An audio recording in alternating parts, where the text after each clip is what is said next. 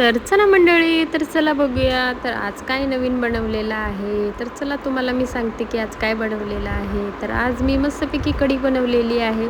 तर चला रेसिपी बघूया. तर आज मी कसं बनवलेलं आहे. मस्तपैकी 2 चम्मच तेल टाकलेलं आहे आणि तेलाला मस्तपैकी गरम होऊ दिलेलं आहे. त्याच्यात थोडीशी राई टाकलेली आहे, म्हणजे जास्ती राई नाही टाकलेली आहे, थोडीशी टाकलेली आहे. मला तर राई खूप आवडते, पण आमच्या घरी सगळ्यांना जास्ती नाही आवडत. मग त्याच्यामुळे थोडीशी राई थोडीशी मी जास्तीच टाकलेली आणि त्याच्याबरोबर थोडंसं जिरा टाकलेलं आणि मस्तपैकी मिरच्या आणि लसूण कुटून घेतलेलं ते मस्तपैकी टाकून फ्राय करून घेतलं आणि त्याच्यानंतर कढीपत्ता टाकला.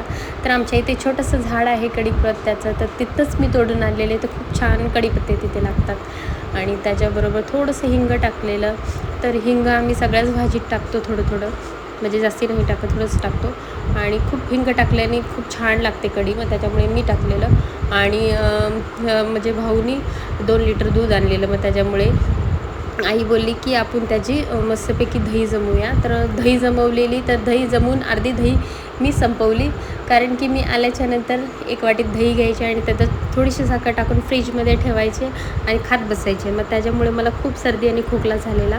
तर त्याच्यासाठी मी मध्ये व्हिडिओ पण नाही टाकलेले, कारण की माझी तब्येत बरोबर नव्हती त्याच्यासाठी. मग आज आई बोलली की आपण त्याला संपवून टाकूया, काही गरज नाही दही बनवायची.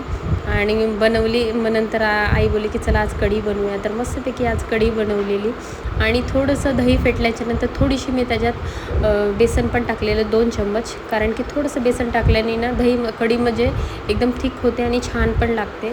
म्हणजे जास्ती नाही टाकायचं, थोडंसंच टाकायचं. तर खूप छान कढी बनते. तर या मंडळी तुम्ही पण खायला.